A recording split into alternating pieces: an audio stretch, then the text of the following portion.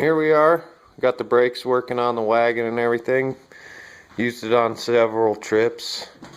We haven't been able to show it in action. Still got to get some video that the claim owner's happy with showing. So yeah, I got those on there. The handle, I just bungeed it on here for now. Actually, when I go back up the hill, I still use the handles and carry it behind me, and when I do, it lifts them back tires up and a little easier to drag back up the hill.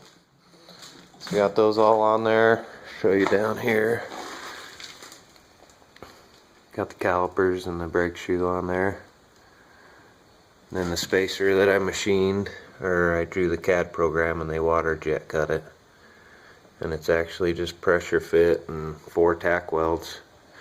Hauling 5 buckets down off the hill at a time. They're pretty heavy because it's wet dirt now that it's been raining so much. But we're actually fixing to tear all that stuff off there. Used it on 4 trips. Worked great. The claim owners liked it so much that one of the guys, he scored me a free wheelchair and disassembled it and brought me over all the parts that I'll be needing. I don't think I'll use the tires down there, but a couple more parts in those boxes. But what I got here is, it's a single drive motor, a little far off from the tank design I was going for. But shoot, the measurements from center to there is 21.5 on this unit, same on the wagon. Got the manual. This is a 500-pound chair.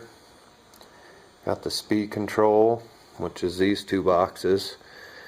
So this got the flip lever for forward and reverse. And they got 2 deep cell batteries, small ones. So we are going to get to welding and fabricating. We're going to power up this wagon, and we're going to be thanking Jim a whole bunch because this was all free.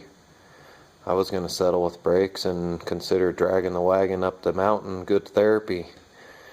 But shoot, now we could get equipment up there if this is powered up, water, whatever we want, and haul dirt off the hill and not have to drag the wagon back up.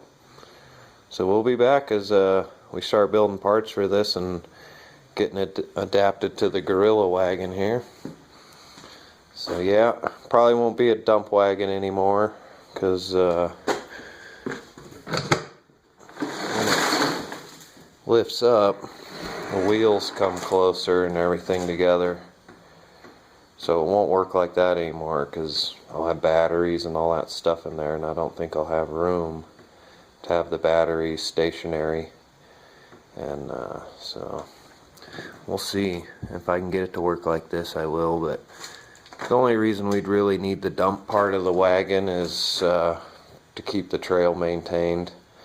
The wagon was pushing holes in the edge and wanting to roll over in a couple spots, so we're gonna haul some dirt down and dump it there and put some 2x6s, make a little wall.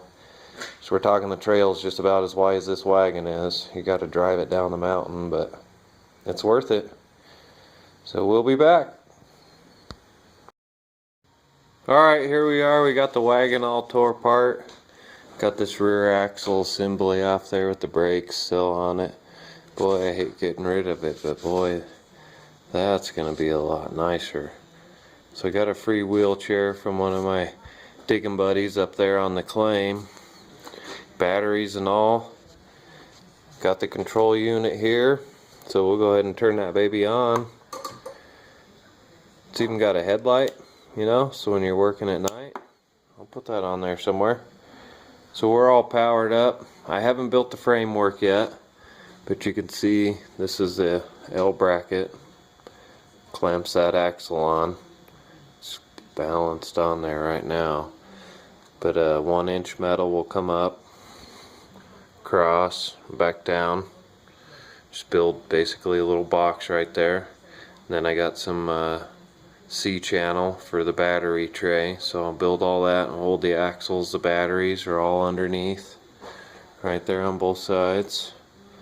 Just short a welder, and then I got to figure out the rims because these are bearing mount and those are hub mount. So I gotta find a 13-inch tire. Shouldn't be too big of a deal.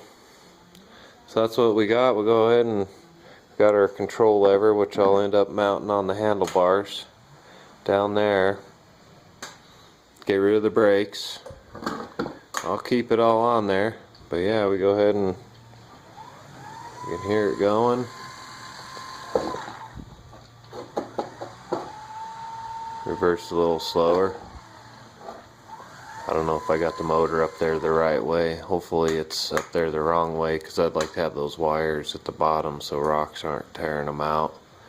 And then that's the emergency brake lever, which I hope is pointing the, well, that one can point either way, really.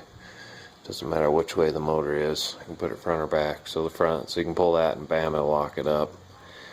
And then I got the specs. So I got the manual, and then we looked up the drive system here. And that baby is rated for 1,200 pounds. Max vehicle weight. 1,200 pounds. That's nice. But the actual wheelchair was rated for a 500-pound person, but it was, you know, a 200-pound wheelchair, better.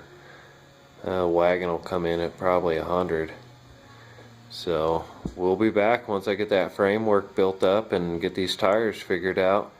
We'll have ourselves a nice little powered dump wagon too. It'll still work as a dump wagon because it's all on that pivoting tray right there. So we'll have to extend some of the wires on the control box there, obviously, to allow for the pivot. But other than that, should be fairly easy. So we'll be back once we get the Gorilla wagon powered up. I always dream big and start off small with like the brakes. I'd really like to see some tank tracks on that thing, but yeah, we'll start off small and at least get one powered up and rolling that way first. Tank tracks requires 2 motors, and yeah, for a freebie, I'm making this work.